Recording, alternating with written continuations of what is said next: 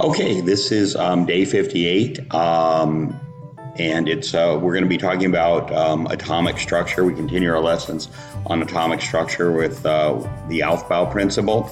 This is assigned on Friday, November the 15th, and it's due on Tuesday, November the 19th. So if you remember earlier in the quarter, in fact, back near the very beginning of the class, we would draw atoms, this very simple orbital structure called the Bohr model. So for example, if we took beryllium, we would say, look at the periodic table and see that it has 4 protons and it has 5 neutrons, typical beryllium atom. And then we would say that it has an orbital. And because it's in the second row, it has a second orbital. And the first orbital is filled after it has 2 electrons. And then the second orbital also has 2. In that case, you space them out because you can potentially have 8. So we have these very simple energy levels or orbitals, sometimes called shells. Shells or orbitals. These are energy levels. Electrons can only travel at very specific energy levels around the nucleus. They can't be anywhere they want to be. So now we're going to learn that there's a little more advanced way of looking at that. For example, the second orbital is not just a single orbital. It actually has 2 parts to it. And the third orbital and down have 3 parts. And even some, when you get to the fifth orbital, the fourth orbital, you actually have 4 parts to it. So we're going to talk about that today. All right. So it says draw the atomic Aufbau energy levels up to the 6th orbital. So where you go in your notes to see that is towards the end. And I have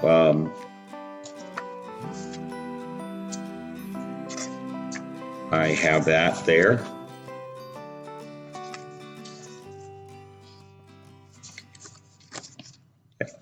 And what you have, if you check on page 11 of your notes, it shows you the different orbitals and how they advance. And so what I'm going to do is do that for you right here. And we're going to talk about it as we build up these orbitals. So it's nice if you have a straight edge to do this. It makes it a little bit neater. But what you have on your very first orbital, this is where hydrogen and helium live, is what's called the 1s orbital. The 1s orbital, the s orbital are the first and second rows of the periodic table. They fill in each row what's called the s orbital. I'll go ahead and tell you the rest. The only exception to that is helium is in the s orbital, has an s orbital as well, even though it's way over on the right-hand side. There's actually some periodic tables that put it right here in the second column, but most put it over here. Anyway, that's the very first, most basic orbital of any row. The S stands for spherical. It's a round, spherical shaped orbital. Over here in this block right here is the p orbital.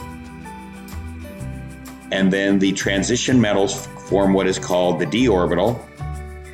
And down here, what are called the lanthanide and actinide series, these 2 rows form what's called the f orbital.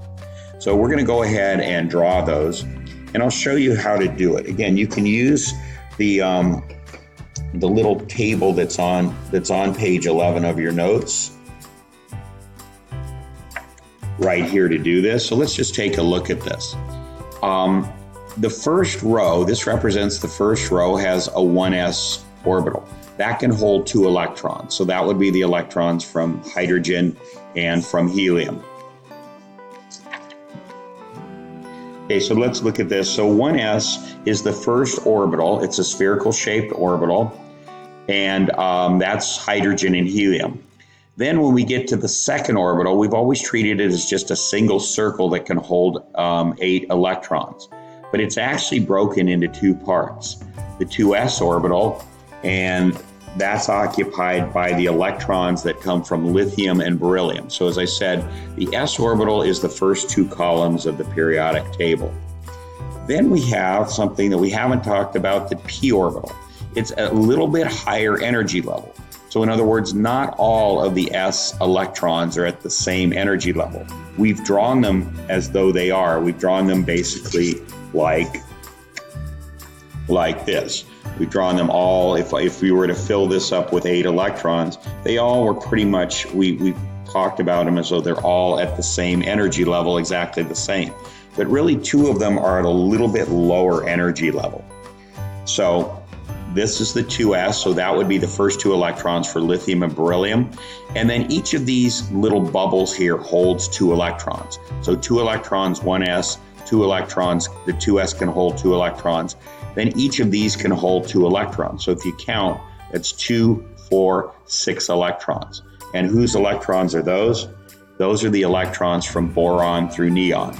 So the first of those little bubbles right here would hold 1 electron from boron. The second little bubble would hold an electron from carbon. The third little bubble here would hold an electron from nitrogen. Then you go back and start doubling them up. The first bubble would hold a second electron, and that would come from oxygen. This middle bubble would then hold its second electron, and that would be this electron from fluorine. And finally, you'd fill up the p orbital, the 2p orbital, by putting in a final electron right there, and that would be the electron from neon. So all we're really saying is that instead of the second orbital just being uniformly 8 electrons at the same energy level, it has 2 parts to it. This energy level, the 2s, is a little bit lower energy than the 2p is. Now, if we go down to the third row, we have in these first 2 elements, sodium and magnesium, contribute an electron to the 3s orbital. So there's the 3s orbital right there. So that would be sodium and magnesium. And now it also has a p orbital. So we come over here and you would fill up the first of those bubbles with aluminum's electron, and then silicons for the second bubble, and then phosphorus for the third. And then you go back to the first bubble. We're going back to here then, and that would be sulfur, and then chlorine, and then argon. So then you would fill up the 3p orbital right there. Okay, next we go down to the fourth row, and that would be potassium and calcium. All right, so potassium and calcium would be in the fourth orbital, so those 2 would go right there. Now, a funny thing happens. You have to now have a third type of orbital, that's called the d orbital. And the d orbitals are the transition metals. All of these in here form d orbitals. All right? And so therefore, the third row's d orbital is down here. Now you say, why isn't it in the third row? Because it's actually at a slightly higher energy level than is the first 2 elements, the s orbitals, in the fourth row. So you put these in first, and then at a slightly higher energy level is the 3D. But one thing you'll notice about this is you're simply following the periodic table. And there are some mnemonic devices like this one, but I don't ever use those. I find it's easier to just follow the periodic table.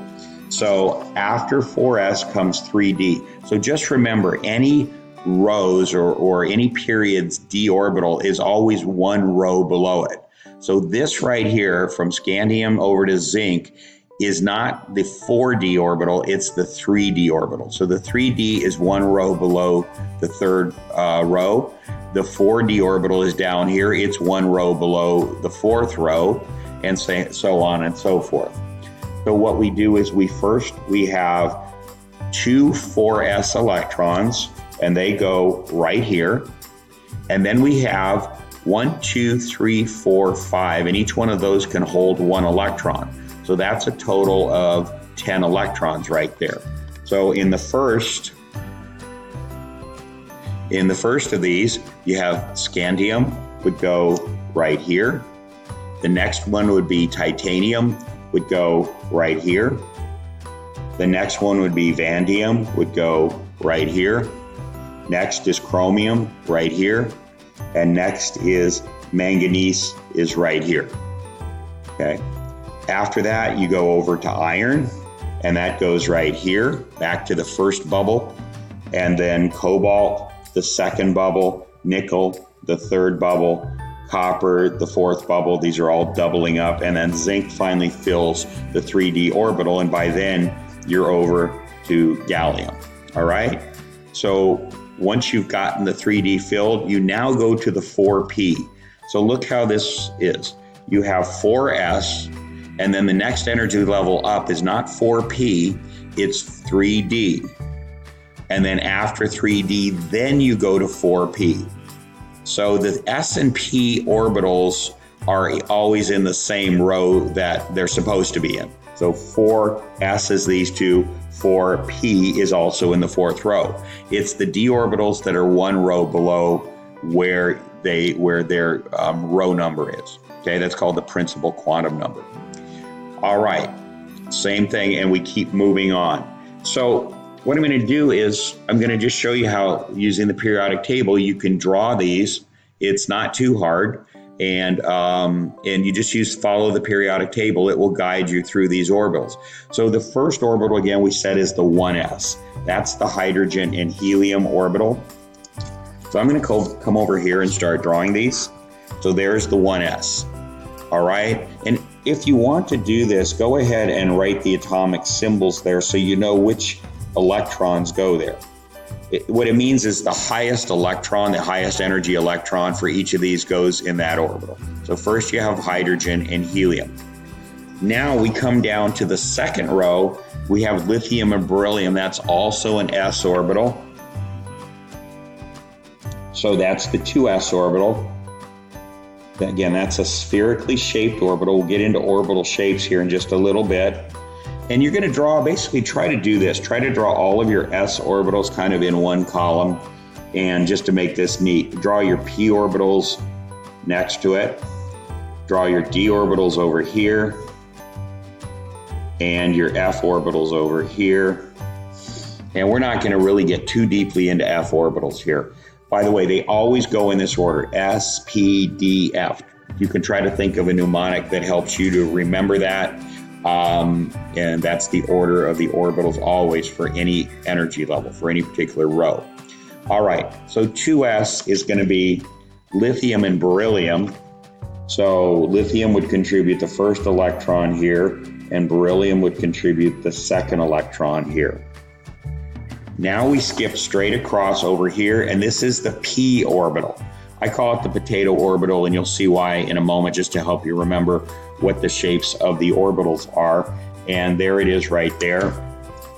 So we're going to go over here. We're going to go to a slightly higher energy level, and I'm going to come over to below where I have the letter P. And so it's going to be like this. You have 3 of those.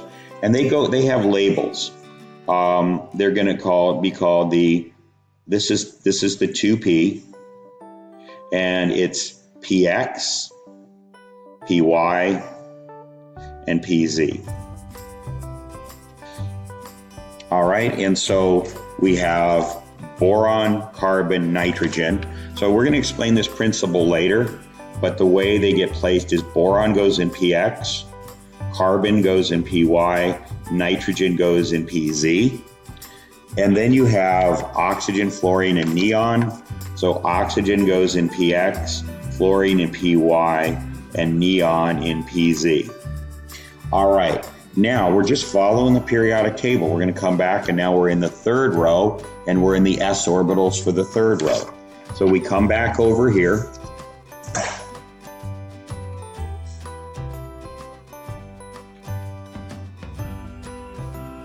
And we put 3s because we're in the third orbital. And what goes into that is sodium and magnesium. So we have Na here and Mg here. All right, so the third. Now we're ready to jump across here to the 3p right here. And so that's going to be a little bit higher energy there. So we're going to draw this.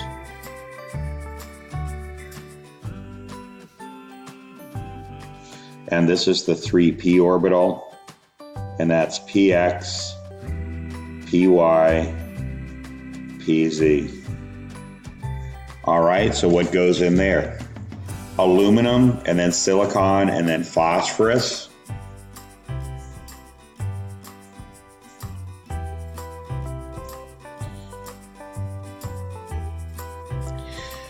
Okay, and then once we've gotten to phosphorus, then sulfur goes back in the px orbital. Chlorine goes in the py orbital. And argon goes in the pz orbital. Let me just make a comment. We'll talk more about this later. Only s and p orbital electrons form valence electrons. So even though we're going to get into the d electrons here pretty soon, they're never valence electrons, even if they're showing at the highest energy. Why that is, you don't need to understand, but that's just a fact of electrons. Only s and p orbital electrons. So only those that come from over here and over here form valence electrons. All right, so now we're ready to go where? Where do we go? Just follow the periodic table. We just completed 3p. Now we're ready to go back here to 4s, which is potassium and calcium. So again, we go back over to our s column here. And that's 4s. And that's going to be potassium K and calcium Ca. Okay, now here we go. It gets a little strange here. You have to now go to the transition metals, this first row of transition metals. But we said that the orbitals have to go in this order: S, P, D, and F. They must go in that order. So if you look here, the fourth row, we just completed the 4s, but we haven't done the 4p yet. That's way over here. So you can't put in 4d before you put in 4p. Again, you ask why, just accept that that's the rule. It has to go, the orbitals have to go in this order, S, P, D, F. So here's a d orbital that's coming after 4s. It can't belong to the fourth row, because 4 has not had its p orbital yet. Therefore, the d has to belong to the row above, which is 3d. So you just remember that the d orbitals are one row below, one row lower below where they should be, where you would think they should be. Okay, and the d orbital can hold how many? Let's count. 1, 2, 3, 4, 5, 6, 7, 8, 9, 10. Therefore, it needs 4 subshells, and I haven't been giving these a name. They're subshells. These are subshells. They're part of the second orbital, but these we refer to as subshells. So I'm going to come over to D here, and this is going to take a little bit of space. So I might crowd out over into the P area a little bit. There's 1, 2, 3, 4, and 5 subshells. Okay, and again, you'll see the shape of these subshells later on. All right, so what goes first? Scandium goes first, then titanium goes in the next subshell over, and then vanadium, and then chromium, and then manganese. So let's go ahead and write those. So this is SC, titanium, vanadium, chromium, and manganese. Now we're going to start doubling up. Iron goes next.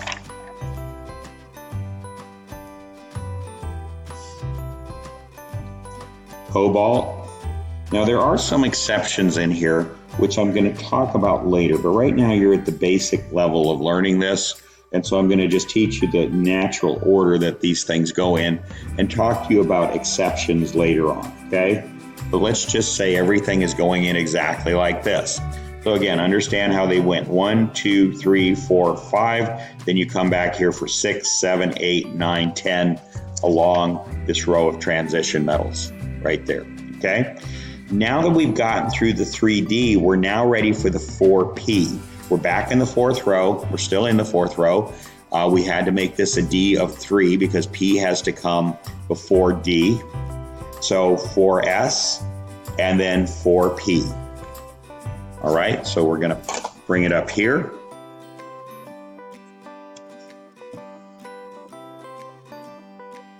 And it's going to look just like the other P orbitals.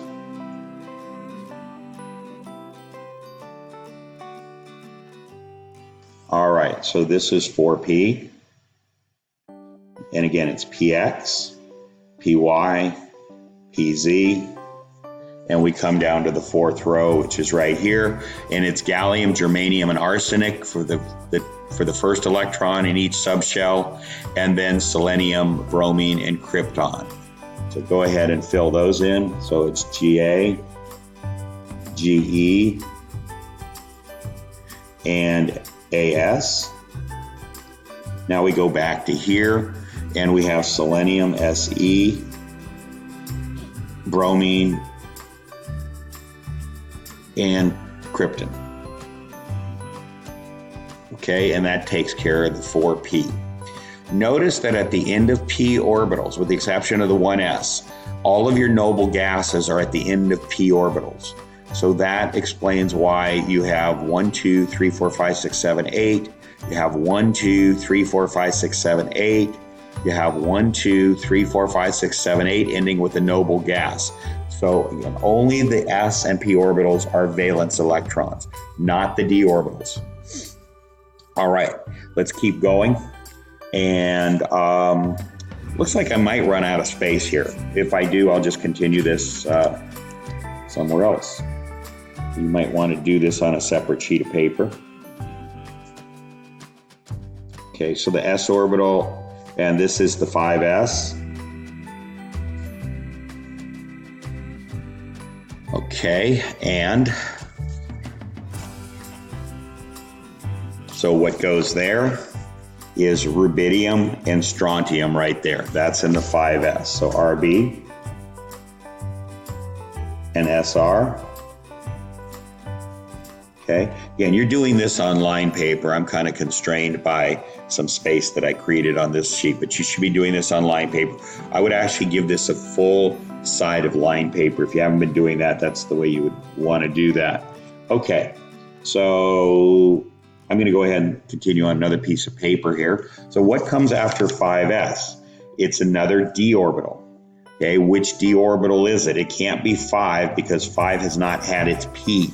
It hasn't had its p orbitals yet, so it can't be 5d, so it belongs, as we said, to the row above it. So this would be the 4d orbital.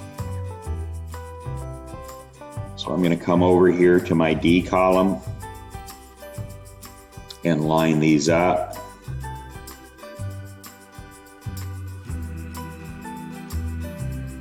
Right there, and I tried to make them in line. I think I did pretty well there.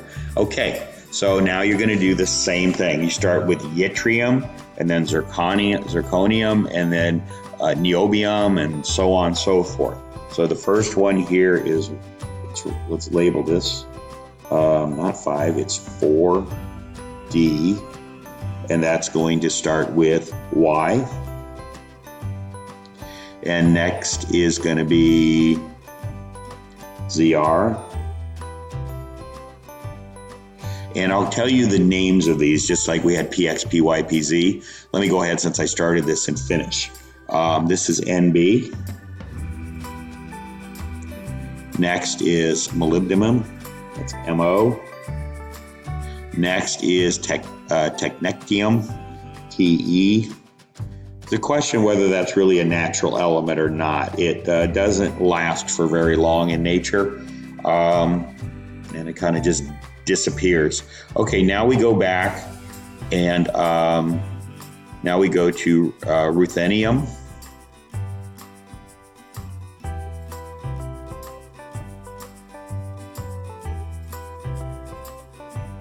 These are elements that we will never talk about in class. PD. Silver, this one we will. And finally, cadmium. Okay, now these orbitals do have some unusual names. This is called the DXY. These are going to look like algebra expressions. They have nothing to do with algebra. Don't think that anything that looks like it's an algebra expression is an algebra expression. It's just a name, okay? So this is DXZ. The next one is DYZ.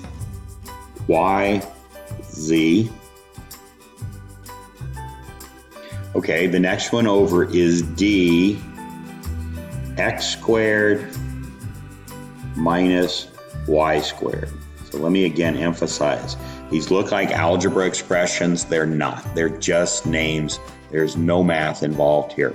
And finally, the last one is d z squared. Various sources, you may see these in different orders, but this is generally the one that I've learned, and this is what you see in most places. So that takes care of the 4D orbital. Okay, so what comes next? We just finished 4D, which is actually in the 5th row. So now we're over to the P, so we're back to 5 again. Again, 5S, 4D, and now we're back to 5P, the last 6 elements. There's a name for that. I don't know if I included it in the notes, but the S and P elements are called representative elements. So that's just a name maybe to know. We don't use it a lot in class, but those are called the representative elements. I don't know why. I guess maybe because they represent that atom in its chemical bonding. They are the valence electron elements. Okay. Next up is, we said, is 5D. So we're back to 5D. So I'm going to come over here to where my D's are. And we have 3 of those.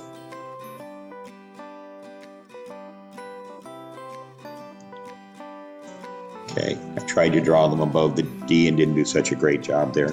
Or excuse me, P, the 5 P's. So we're now at the P. I said D a couple times. These are the 5 P's. So again, it's 5S, 4D, and 5P, right over here. All right, and so what's there? You come across 5th row.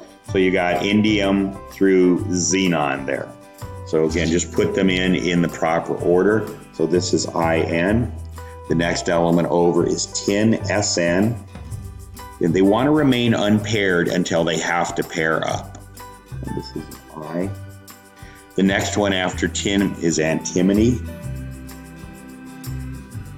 Now we move over to tellurium, and that comes back to this first subshell, and then iodine, and then finally xenon. Okay, don't worry, I'm only going to ask you to do this diagram one time so that you get used to what's going on here.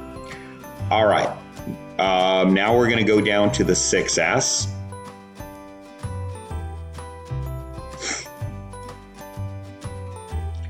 And so right above 5P, we're back over into the S column. This is 6S. And this would be cesium and barium right there.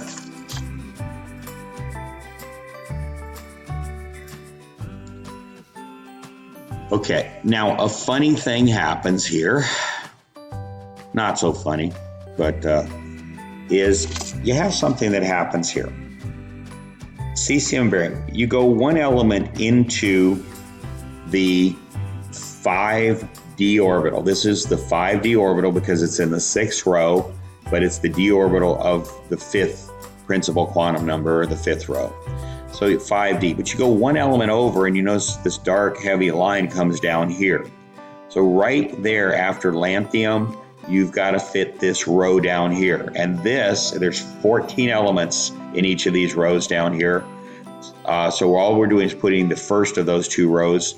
That is called the F orbital.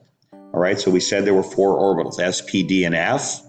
So what we have to do now is come up and after 6S, and there are some exceptions to this, we're going to come over here and we're going to make 7 of these lines. It's a little crazy.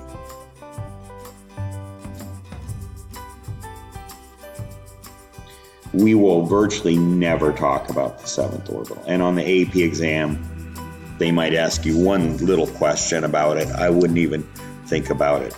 Okay, now this is a little bit tricky. I'm going to draw it the way the periodic table says. It says lanthanum should be the first element in the d orbital, and then you go down here. So I'm just going to go ahead and go down here, and I'm going to do this quickly. I'm doing everything from cerium to lutetium, okay? And so, again, these are elements you'll never deal with. So let's go ahead and just write those in really quickly. So CE, PR, ND, PM,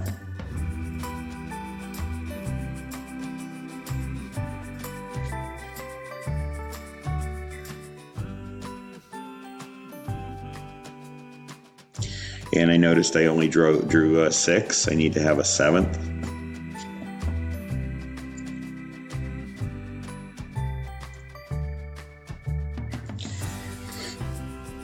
All right. Now we go back.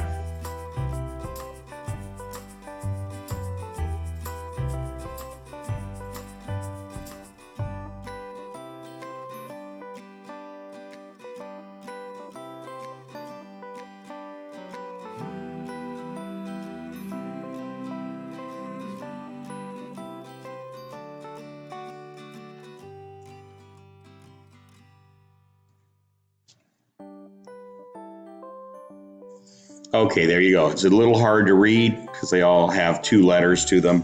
But anyway, it's simply what's called the lanthanide series down here. The one below it is called the actinide series. All right, so this was the 5F. So let's look at what's going on here in the periodic table. You have the 5S, okay? And then you had the 4D and then the 5P. Now you had the 6S. And then you go to the 5D. But one element into the 5D, you got to jump down to the 5F. I know it's crazy, but this is what happens. And then excuse me, I take that back. You jump down to the 4F. So I'm going to correct this. This is the 4F orbital. Okay, so you have the 4F orbital there. So let's get this straight. So the d orbital is 1 row below where its number is. So this right here, this is the 4s. The 4d is 1 row down, starting with yttrium. We've already drawn that. Then the 4f orbital is 2 rows down. So this one that started the lanthanide series right here, which we just wrote, and I corrected it here, is the 4f orbital. So the d orbital is 1 row below its principal quantum number. That's the number over here on the left-hand side. And the f orbital is 2 rows below. All right, so, but if you understand how to read the periodic table, it just follows the periodic table like that, okay? So this is the 4f orbital. So what comes next? Well, what comes next is we write the 5d orbital. We're now continuing on with HF and then TA and so on. So now we're in the 6th row, but that's the 5d orbital. It's 1 row below 5. So we're going to go ahead and draw that up here. And that goes in our d orbital position over here. And that has 5 subshells to it. And I'm not going to list the elements anymore. It's becoming kind of tedious. So we're just going to label it 5D. I would go ahead and practice writing these labels: XY, XZ, YZ, X squared, Y squared. I'm not going to call it minus because it's not an algebra equation. And Z squared. Okay, so that's 5D. Okay, what comes after 5D? We're in the 6th row and we're in the p orbital now over here, so that's 6p.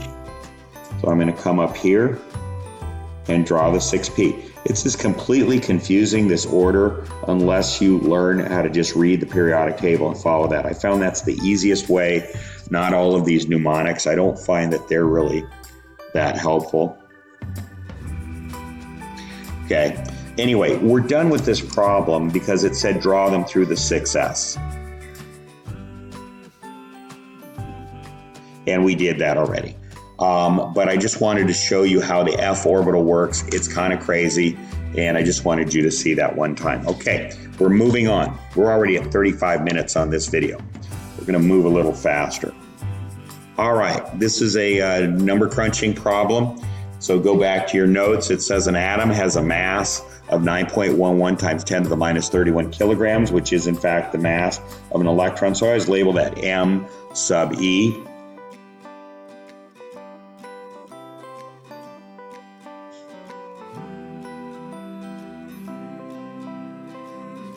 Okay, it says it has a velocity, V. Again, that's not new, that's V for velocity. Try to make sure they look distinct from each other. And that's 7.62 times 10 to the 8th meters per second. So there's an example of this in your notes. The uncertainty of the velocity, so that's going to be delta V. That means change in velocity, but it means, and usually change in velocity in physics is acceleration, but or delta V per change is acceleration. But here it's the uncertainty. Okay, so we'll write that here: uncertainty of what its velocity is. And we said that's going to be 1.5%. The problem tells us that. What's the uncertainty of the position? So delta X equals question mark. That's what we're trying to find out. So go to your notes. Okay, if you go to your notes on page 7, there's an example for you that to work, you can just crunch the numbers. Always write out the formula. So the formula is going to be delta X, which is uncertainty in the position, equals, it's greater than or equal to, we should say, it's Planck's constant 4 pi times the mass of the electron times delta V, the uncertainty of the velocity, right there. Okay, so we're just going to plug in these numbers.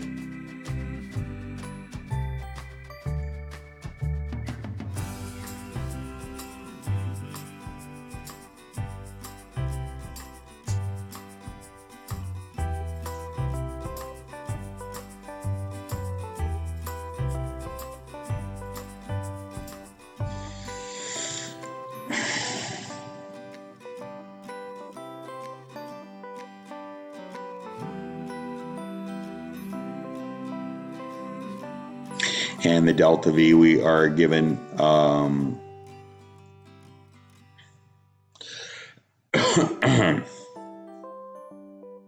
is going to be 7.62. See how our units work out here. We have a seconds there.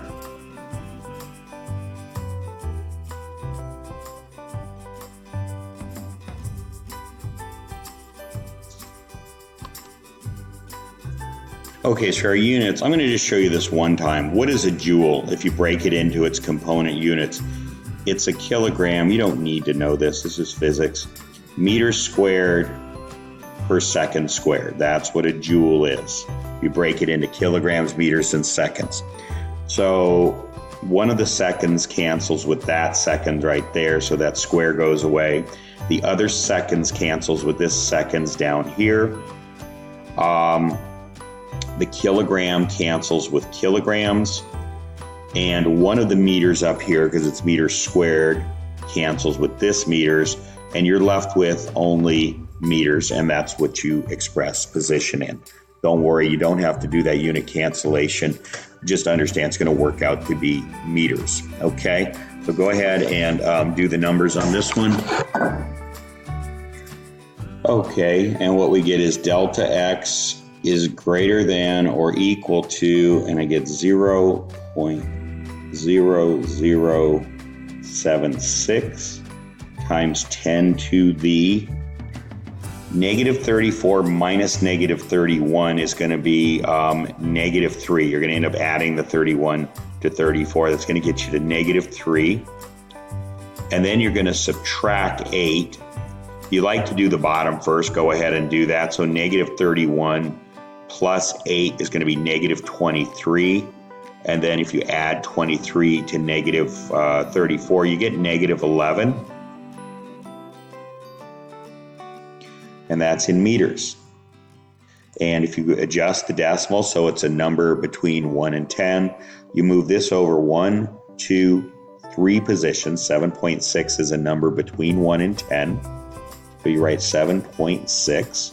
Since you made this number bigger, you just went from a very small number to a bigger number, you make this number smaller by the same number of positions. So it's times 10 to the negative 14 meters. And that would be the uncertainty of where that electron is, if it's moving at that velocity and has that mass. And this is the Heisenberg uncertainty principle. Okay, I didn't number these problems, so why don't you go ahead and do that? It just makes it a little easier to refer to them in class. So the next one is number 3.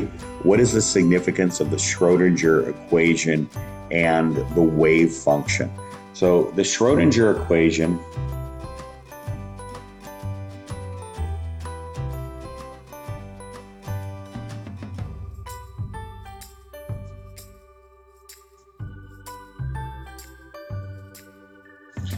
it expresses the probability that you will find an electron at a particular location in relation to the nucleus, where the nucleus is. So it expresses the probability. It's a probability function.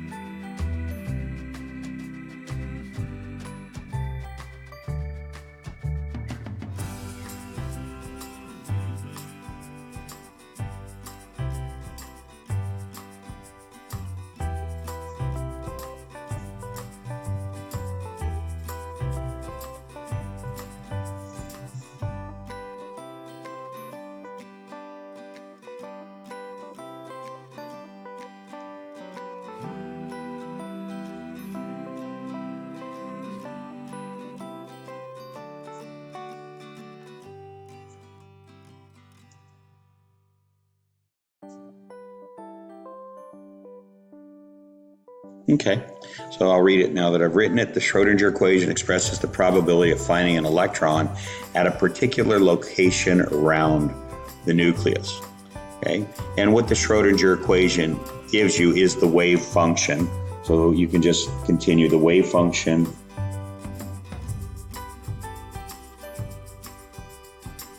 What it really ultimately does is it determines the shapes of the orbitals. And you're going to see that they have some funny looking shapes. It determines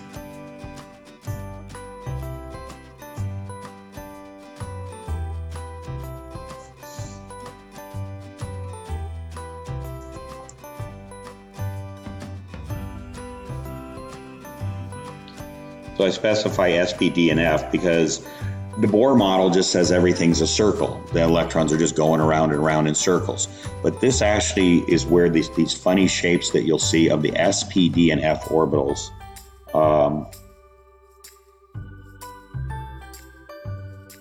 how they get their shapes. Okay? So that's that. All right. So I'm asking you to just sketch the 1s, 2s, and 3s orbitals. So you simply get that straight off the notes. So if I look at page 7 of the notes, that is an s orbital. It's a spherical shape. We're trying to show it in 3 dimensions here around an x, y, and z axis, and it shows a sphere. And you see that an electron, for example, for a 1s orbital, so a hydrogen electron, is going to be very close. The dark blue indicates it's going to stay very close to the nucleus. The nucleus would be at the origin of this XYZ axis. And then as you get further away, there's less and less chance that you're going to find the electron out here. So you see the dots are more scattered, and it eventually gets to the point where you don't see any dots way out here. That means an s orbital electron, such as a hydrogen or helium electron, can't be way out here, can't be this far away. All right. So let's go ahead and sketch these. And where the best place to do this is they kind of show you a cross section of the s orbitals. And there's a 1s, and it looks pretty much what we just said. The high density, high probability of finding the electron really close to the nucleus, but it gets less and less probable as you move out away from the nucleus. That's why there's fewer dots. Now, a funny thing happens, though, with the 2s orbital. You'll notice it's heavier in here, and then it gets very light here, and then it gets heavier again. And that's just a function, again, that's a function of Schrodinger's equation. Schrodinger's equation tells you that. You do not have to even once do Schrodinger's equation. You might do that if you're an upper division chemistry major in college, but you do not, in this, for the AP, have to know anything about how to solve Schrodinger's equation. You just have to understand what it means, and we just talked about that. But what it tells you is, if you solve Schrodinger's equation, is that you have a high density here, a lower density here, and this is called, you can write this on your notes, it's called a node. It's basically a place where something doesn't exist, or in this case exists in very small probability. So a node would be right here. It would be for the 3s right here, and also right here. It's where you see the lower electron density. Those are called nodes. And so also for the 3s, Schrodinger's equation says it's going to look like this. So we're just going to do that. So we're going to do 1s, and you can just do dots, or you can just do this. And then you could just show the dots getting more and less dense as you go out. Like that, okay? That's all we're trying to do, is just get a representation. It'll be really heavy in the middle, and then less heavy as you get outside there, like that, okay? And then for 2s, yeah, you can just pretty much copy that. You can, if you want, you could just make the center part kind of dark right away. And then you got not too many around here, and then it starts to get heavier again as you get out here. However you want to do that sketch, just be sure it conveys the point to you and to me and to the AP people that you understand what it looks like, okay? And then 3s has 2 nodes, or 3 parts of the orbital where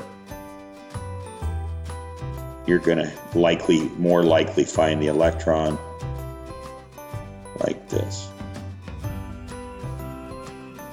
And then it gets really heavy around here. Okay, and then lighter around here. And then it gets heavy again out here.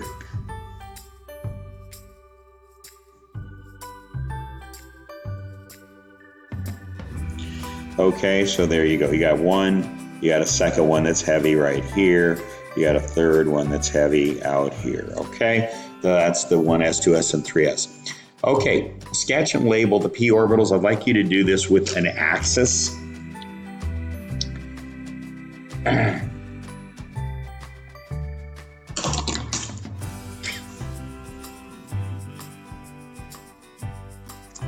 All right, so again, the conventions are different depending on what math book or science book you use, but we're going to call the orbital coming out towards you, which is what this is representing. We'll call that the x.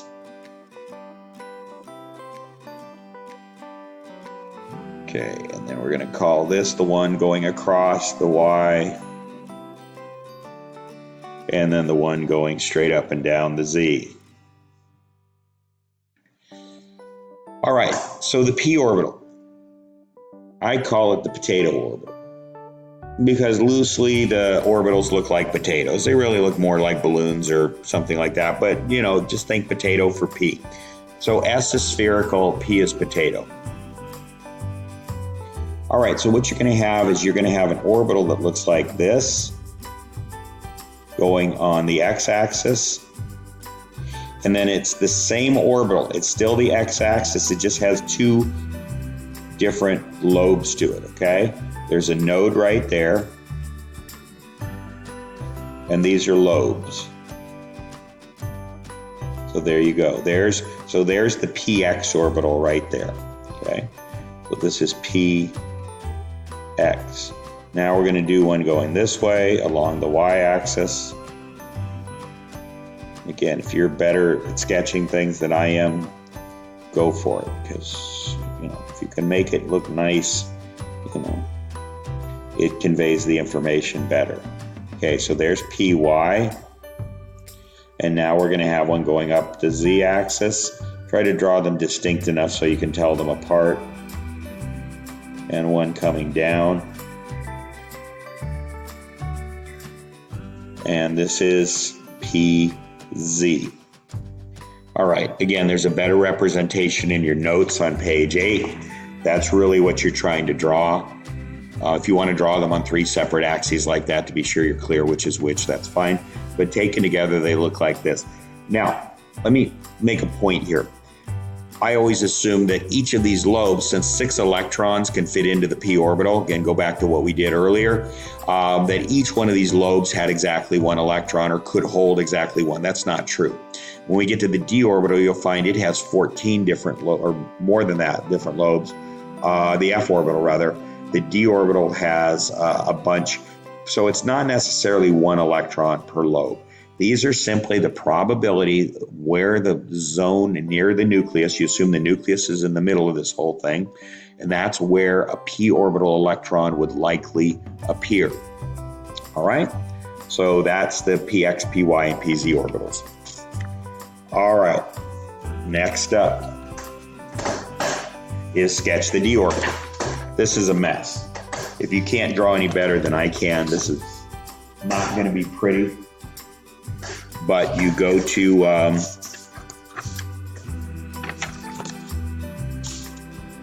okay, so to do the d orbital, you go to your notes on page 9 of the notes, and there they are. Again, if you want to go and Google this, you can get some really good colored representations that might even be clearer to you than this.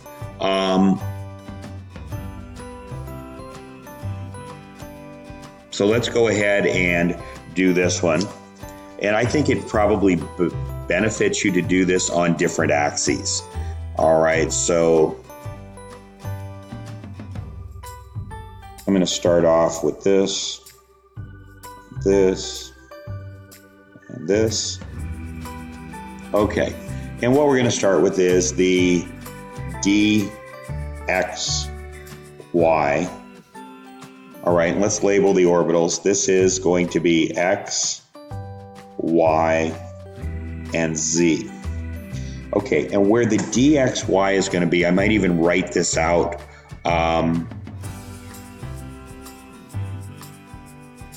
The dxy is going to be between, it's going to have 4 lobes to it, and it's going to be between, it's going to be on the plane of the xy axis. So the xy axis is laying, you should think of it as laying flat.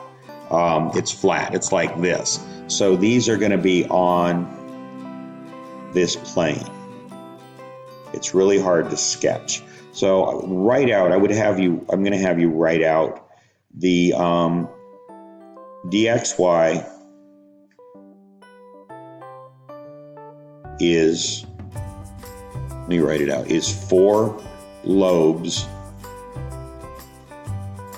on the plane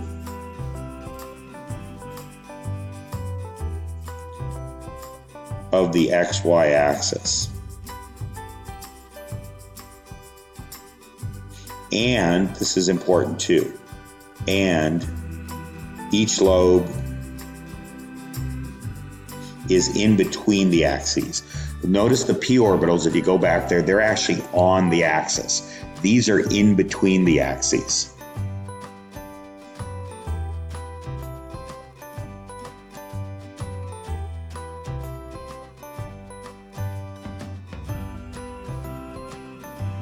Okay, there you go for that.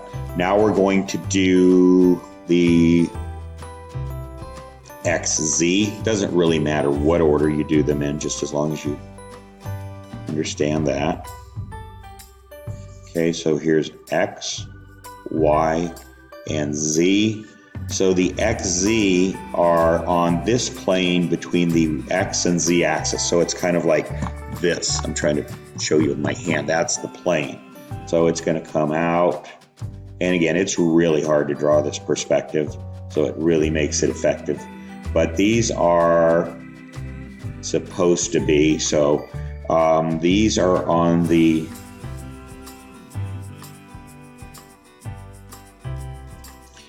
XZ plane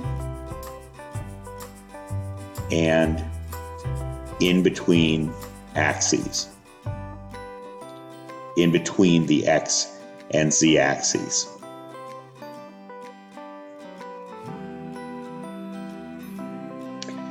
Okay, let's come down here and do YZ.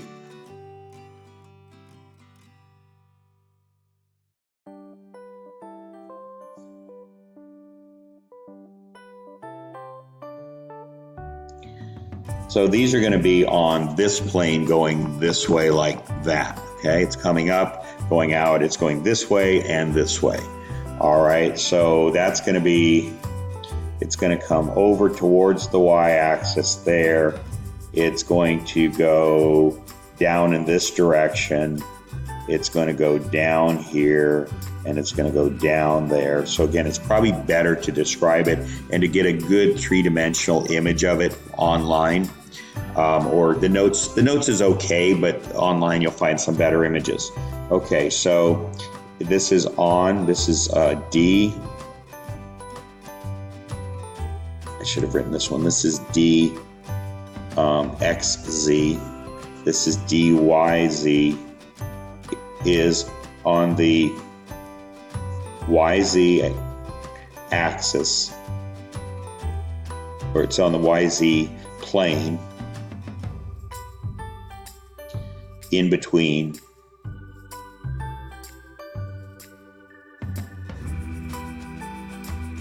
the YZ axes. All right, next up is the x squared minus y squared. So where would that be? That's one that looks like a p orbital. Okay, the x squared minus y squared looks like a p orbital. Or it looks like actually two p orbitals put together. Okay, so here's z, x, y. So the x squared and y squared, you can remember, are on the y-axis. So that's like the py orbital, looks very much like the py right on the axis, and on the x-axis. So that looks very much like the px orbital. So it looks like a px and a py together. Okay, they're on the axis. So it's so this is dx squared minus y squared is on the xy plane and on the x and y axes. Okay, there's that. All right. Finally is the last one, and this is the z squared. And it makes sense where it is. It looks like a pz orbital. And so it's got, this is z, x, and y. So it looks like a pz. It goes up the z-axis and down the z-axis. And then it has a donut-shaped figure. In geometry, it's called a torus.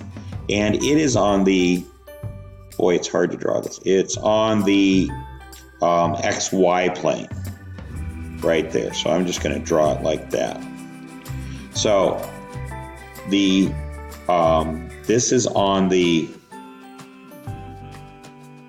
z axis, and the donut is on the xy plane. And it's why I call the d orbital the donut orbital. It's the one that has a donut. All right, again, a little hard to draw, but they're not that hard to remember if you remember the logic. The dxy is on the xy plane, but the lobes go in between the x-axis and the y-axis. Same for xz, it's on the xz plane, but the lobes go in between the x and the z-axes. The dyz is on the yz plane, but the lobes are in between the y and the z-axes.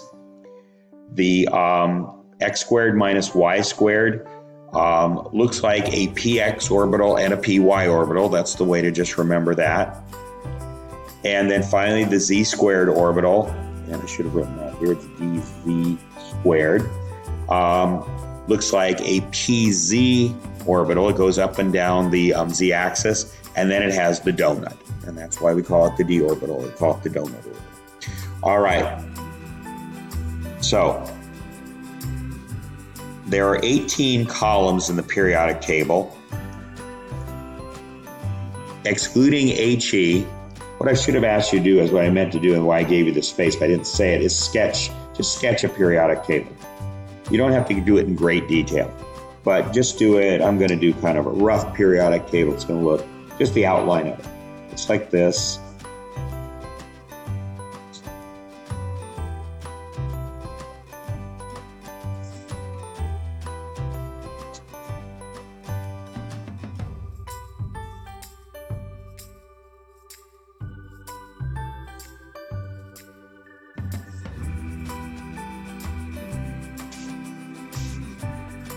That was a little far, but it's okay.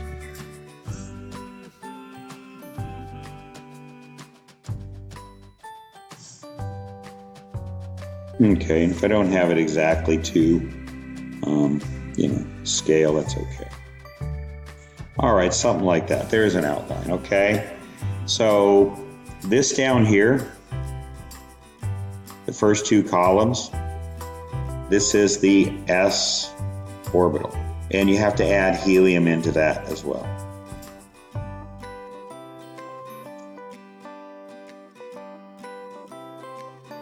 Okay, everything over here,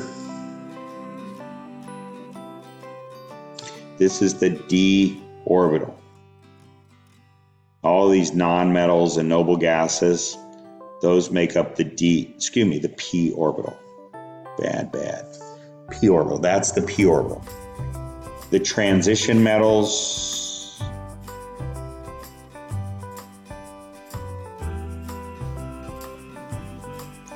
this is the d orbital.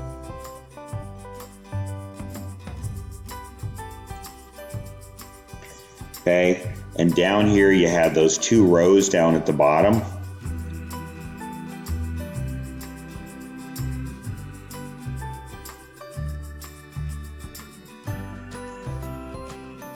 Those were the lanthanide and actinide series, and those are the f orbital. So this tells you, kind of gives you some indication, a little bit of information about why the periodic table is shaped the way it is. The way we count the orbitals, the way we transition from one row's orbitals to the next, and which orbital is where on the periodic table. All right, so excluding HE, which columns represent, so it says we're referring to the 18 columns. Which columns represent the s orbital? That would be the first and second.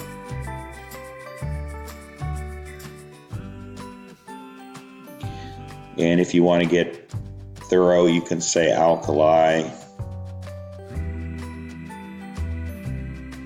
and alkaline earth. Metals. Those are the s orbitals, and then in addition, of course, is helium. All right. And we're moving on here. Okay, next one, and I didn't do what I said I should be doing, which is numbering my problems, but anyway, there you go. Which columns represent the p orbitals? So you go back to your drawing. It's the last six, okay? It's the last six of the 18 columns on the periodic table, the last six columns.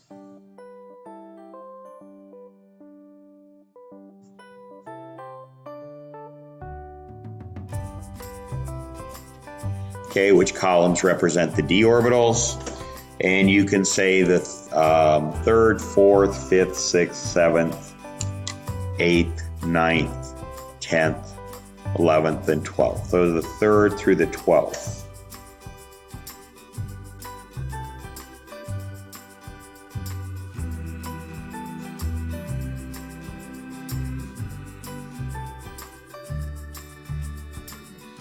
And you can just go ahead and say those are the transition metals.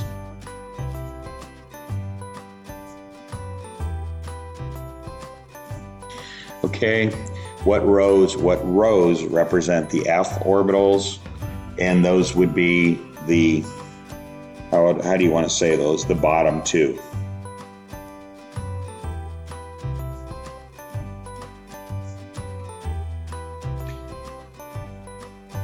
And you might as well learn the names. It's the lanthanide and actinide, because they start with the elements lanthanum and actinium series. That's what they're referred to as. Okay. What is the Aufbau principle? The Aufbau principle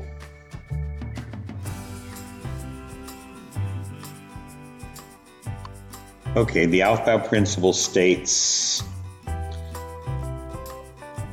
let me just tell you what Aufbau means. Aufbau in German, it's a German word. It's not a guy's name like so many terms you hear. Means literally in German, build up. Okay, so the Aufbau principle states, that electrons fill orbitals or energy states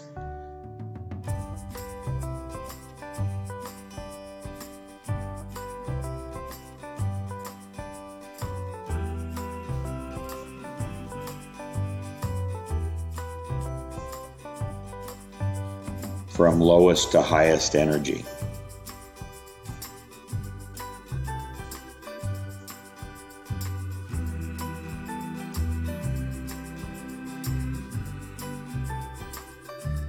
And that's basically what we spent the first 20 minutes or so of this video talking about, is building up to those different SPD and F energy levels.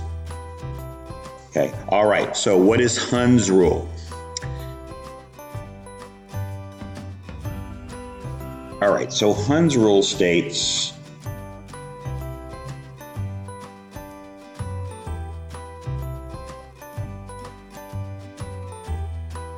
that it's best to just show you by an example. That electrons, I'll give you the formal definition here. Well, actually, I won't give you the formal definition. Let's just talk about what it means. It means this: when you had a p orbital, a px, a py, and a pz orbital, it meant, you notice how what we did with each of the elements was they wanted to spread out, and then we went back and started doubling them up. That's Hund's rule. So the electrons want to spread out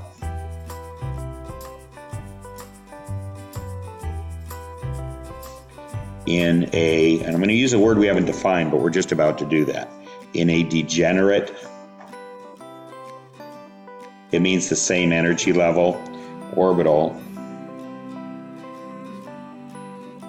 before they pair up.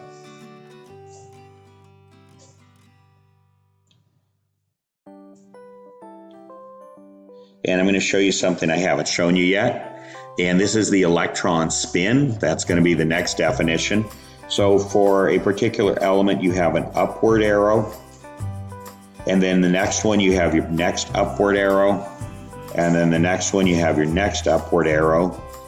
And then you come back over here. That's your next electron, next electron, next electron. So the fact that I put the electrons in these three different subshells first, and then went back and started pairing them up, that's Hund's rule. All right, let's keep going.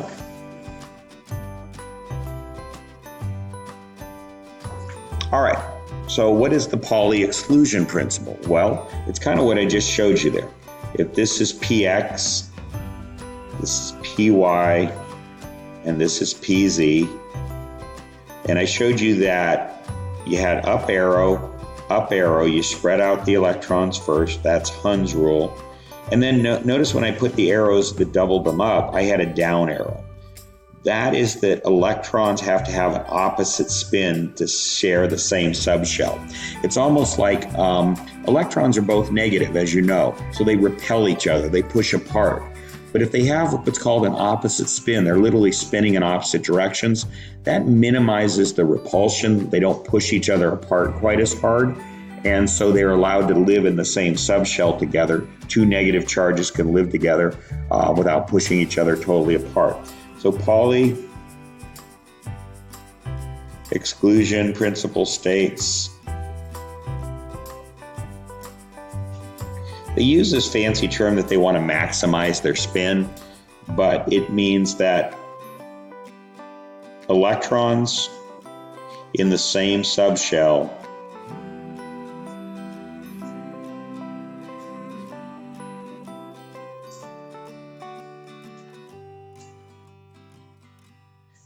must have opposite spins, what's called a spin.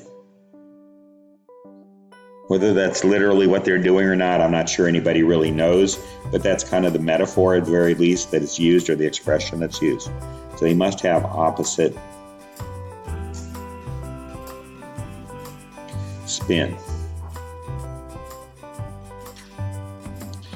All right, so that's that. So all the up arrow and down arrow have to be paired together in each of these subshells. Finally, what does the term degenerate mean? So again, let's do another example. You have 2s, and then we said you had 2p, just to use the second orbital as an example, px, py, and pz. Okay, so what degenerate means is at the same energy level. So not all of the 2s are the same energy level. 2s is a little bit lower energy than 2p. The 2p's are all degenerate. It means the electrons in the p in that orbital all have the same energy.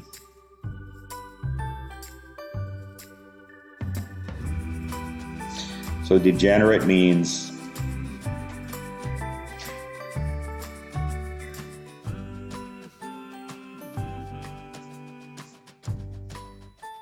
electrons in a subshell